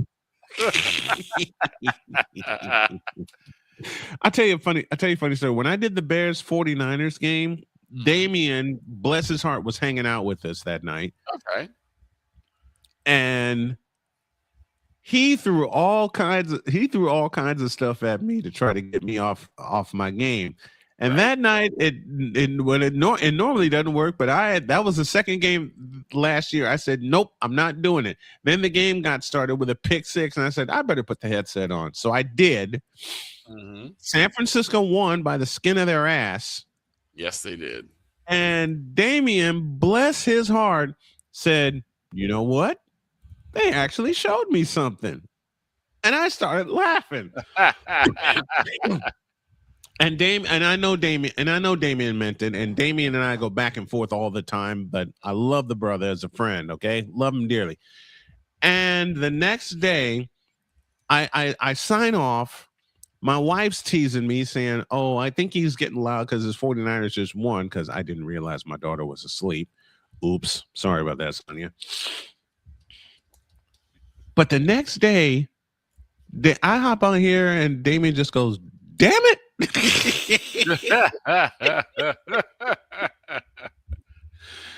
All right, Victor has some musings, and so do I, about our White Sox, even though they did win the series in Oakland. But we have some questions for you, Chicago. Ladies and gentlemen, these are the random musings of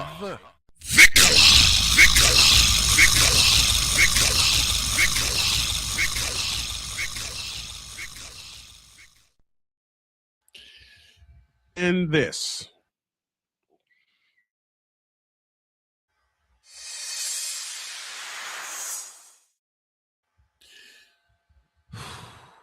Dear Chicago White Sox, you took 2 games from the Athletics. That's great. That's great. You split with the Kansas City Royals. That is also good. But do me a favor. Please stop relying on the long ball. Thank you. The majority of your wins have come off to you guys going yard and leaving the block. Now, that is fine in the interim, but you have got to come back to what got you to the dance. And y'all haven't been to the dance since 2005. Actually, 2021 when they won the division. Oh, they won the division. Okay. I meant the World Series. Oh, the World Series. Yeah, that's 2005. Listen, I'll take it from here. You know what White Sox organization that you need so very badly, and that deficit is staring you in the face and you don't know it? What's the word I'm looking for? Pitching! Yeah. Because I hate to say this about my team, but let's call a spade a spade. You need pitching, and right now, even though the kids are young, and I understand that, you ain't got it. You need a veteran arm. Somewhere you need a veteran arm, an established veteran arm, someone who can show poise. Because the last couple games I have seen, someone who can throw some innings, doggone it. It's not someone who can throw 6 innings. Here's Go ahead. As a pitcher, that's my take. As a pitcher, you're gonna get rocked. The best pitchers, the great pitchers, are the ones that know they're gonna get rocked and can still keep throwing strikes, can still keep the game close. What I have seen in the past couple games is that when the Sox pitchers get rocked for a home run, they start shaking. It messes them up. It messes them up. It messes them up, and it pains me to see it. Yeah. It pains me to see it. But there's something else that's bugging me besides the lack of pitching. And here I go cussing again. Go ahead. The lack of fundamentals, like 4 little letters that Victor and I speak of all the time. And those 4 letters are RISP. What's that stand for? Runners in scoring position. It's crazy that how big analytics has gotten in MLB. That one has not been looked at. I mean, doggone it. The master teacher is here. What's up, BGS? And since BGS is here, I'll greet him the way I greet him Saturday nights when I hang out with him and the bunch in the Coliseum. And look who's coming up. Thank you, Vince Scully. Matter of fact, to use his voice with the lack of runners and with the lack of hitting with runners in scoring position, BGS, this is for you. This is how I feel. I am too old for this bull. Exactly. Matter of fact, after what I saw Saturday in back-to-back innings, the 10th and the 11th, because if anyone knows the updated rule, if a game goes extra innings, you are given a ghost runner. Yeah, I heard in that. Scoring position. Yep. If you're patient enough at the plate, you can have him walk home. Seen it done. Yeah. Which is weird, but I get it. Pisses me off. Back-to-back innings. Runners in scoring position with no outs. Matter of fact, in the bottom of the 10th, the Oakland A's had the bases loaded with no outs in the bottom of the 10th, and the White Sox escaped. And the White Sox load the bases in the top of the 11th with no outs. And nothing. Here's a problem. Nothing crossed the plate. That should have been at least a 3-run inning. At least three. And then 3 strikeouts to escape the jam. That's worse. Swinging, looking, swinging. If Napoleon, correct me if I'm wrong on that. Swinging, looking, swinging. Bases loaded, no outs. And you do none that. And you get nothing. You deserve to lose that game. Not even get nothing because you can get under a ball, you can chop a ball, Speaking of fundamentals, you know what? You just reminded me of something. Speaking of fundamentals, you know what they did not even try? A bunt. A squeeze. Yep, a bunt. A squeeze. At least try it. You would think, especially if it's bases loaded and no outs. The first thing I would do is squeeze. It's a squeeze. Lay down a squeeze. Why not? Because you force them to either make a play at the plate, or you force them to throw it to first base. Right. You have bases loaded, no outs, and extra innings. Put the pressure on the defense. And again, if you really work at bunting, you can have it where you can get a little looper bunt over one of the players, get it to like at least the third base. Guess what? One guy's going home, and you probably don't even get the guy that's going to first. You know something? I remember a squeeze that the Sox did in 2005 against Boston to clinch that series, to get an extra run. You know who the runner at third was? A.J. Pierzynski. Yep. Not a fast runner, but he flew down. He flew down the line, and Uribe put the squeeze down. Yeah. Up the first base line. You put the pressure on the defense. Now, I will say this in defense of the White Sox: this is a very young team. This is a young team, but here's the problem I have with that. Is that there are certain things that you should have learned in Pee Wee. We've seen little leaguers do the squeeze correctly. Why can't pros? Because they're too afraid to do the squeeze. I'll give you that answer. They're too afraid to do it. That's why I kind of like said it. That's why I kind of pause when I say, yes, it is a very young team. They're going to go through growing pains. That I understand. Yeah. But the things that messing up is something you learn in Pee Wee. Yep, some of the fundamentals should be coming out right now. I agree with you, Victor. I totally agree with that. But the big part of me, it's like, this is a young team. I get that. And you want to, Victor just said it. You're a young team, but there's some stuff you could do that you learned in Pee Wee growing up, like a squeeze. A squeeze. I mean, dadgummit, get some run down. Well, they haven't been caught in the rundown yet. I'm just saying, I'm saying in terms of fundamentals, I see teams who are messing up the rundown. Mm-hmm. How the do New you York mess Mets? this up? The New York Mets, perhaps. Sorry, Deeds. I'm not. Sorry, 11 Deeds. Straight losses for the Mets, but this ain't about the Mets. This is about our White Sox. Right. Now, I will also grant them this. This is a long season. Yes. And they are, I want to say 2 to 3 games ahead of last year's pace. And I'll say this also. I don't think the Sox started off that well in 2005. They didn't. So there's plenty of time to come back. There's plenty of time to turn it around. Yeah, I'm just like there's so plenty of time to turn. There's plenty of time to turn it around. Just chip away at it. Right. Okay? The division, and I know I'm thinking far too ahead, but I don't care. The division can be had. Oh, yes. Okay? Yes. The division can be had.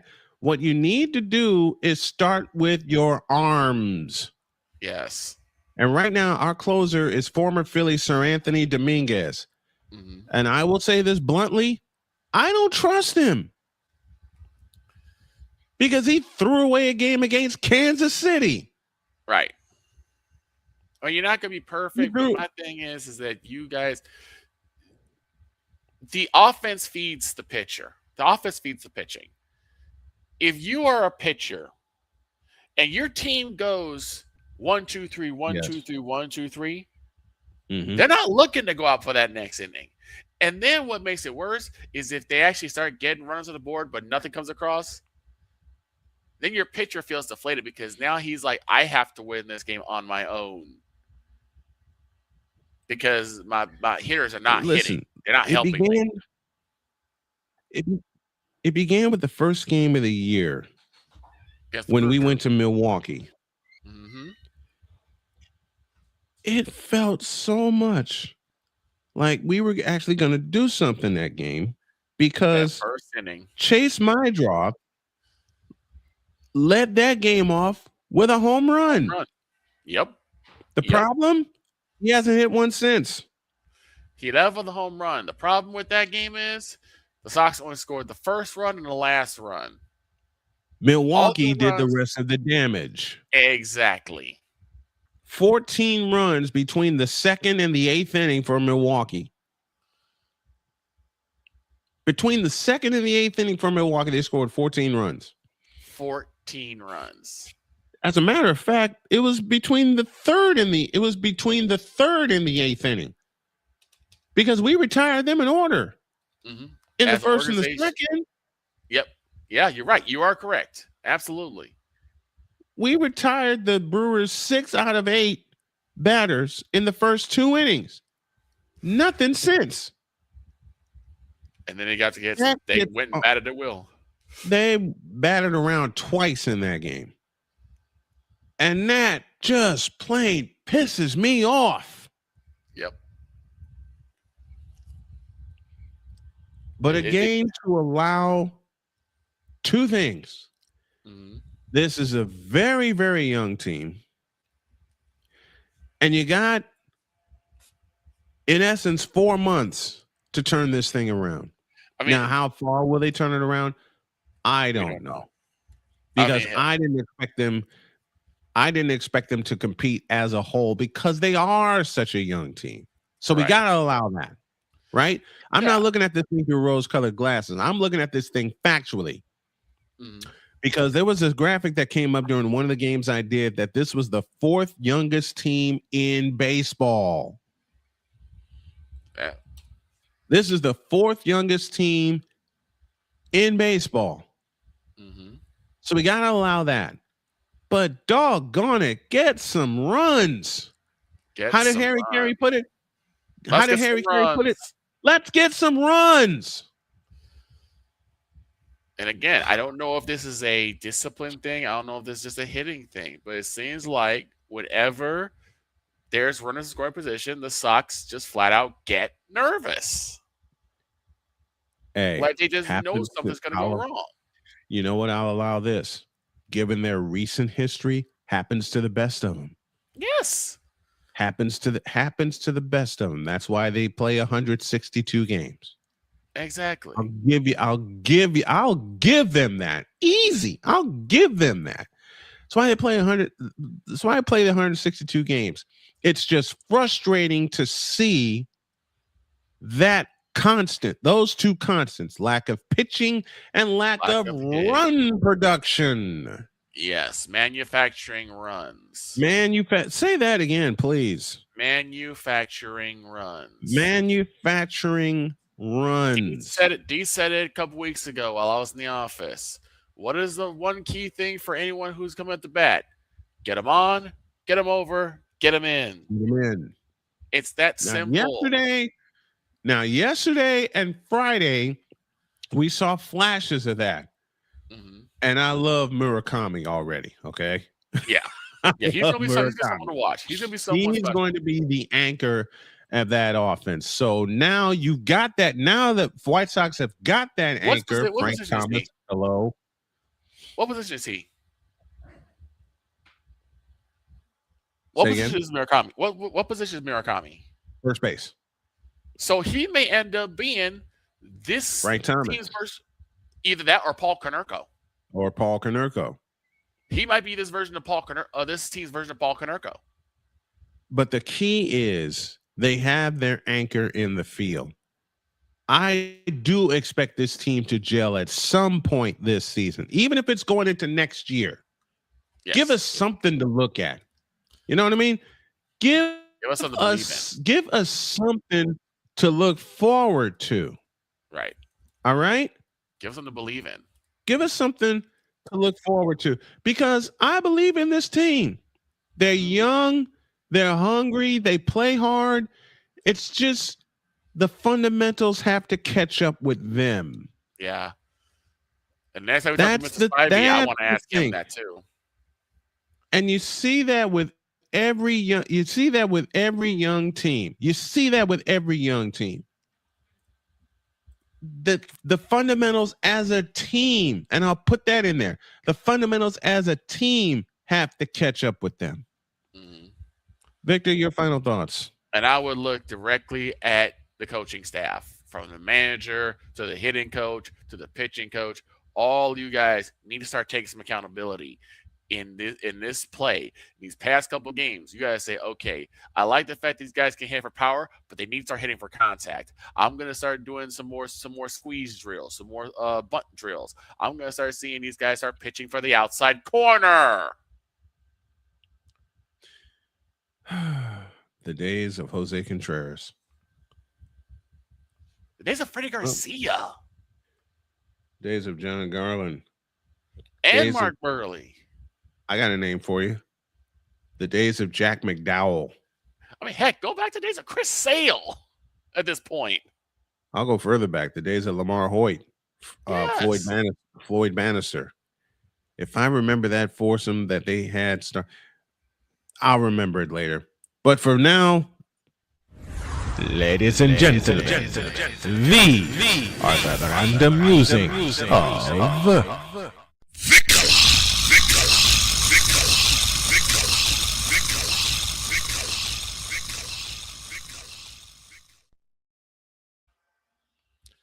It's about that time. And I got something before. I got something for Jen. Okay. I got Empress, if you're listening, I got this for you. After what I saw on Saturday with the White Sox and the Athletics, after that 11th inning, all I can think of was this is filth. Yeah, to have the bases loaded and no outs. And no outs. And no runs. Well, we'll finish with a little on this day. It is April 20th. Earth and Day. 40 years ago today, this happened. Michael on the drive across the lane. Turnaround shot. Got it. 63 for Jordan. That was, of course, Michael Jordan's record-breaking day at the Boston Garden when he took the Bulls to 2 overtimes against what could possibly be known as the absolute greatest team ever assembled. Of course, the Bulls lost that game in double overtime, 135-131. That clip you just heard was courtesy of WMAQ and the late, great Jim Durham. And again, that had nothing to do with Yo Kang. No, it had everything to do with the King. With the King. Take that, bronzexuals. And I might have one tomorrow. Oh, dear. I don't want to, but something's been I might have to, because something's been sticking in my craw that in the form of a message that a bronzexual sent to me. I'll decide when to deal with it. But for now, have a great day. God bless. Remember to make your next move your best move, and always remember, if your dreams don't scare you, they're simply not big enough. Dream big, do bigger. We hope y'all are too. Wild and Stars tonight, 8:30 is your pregame, 9:30 for the puck drop. So long, everybody.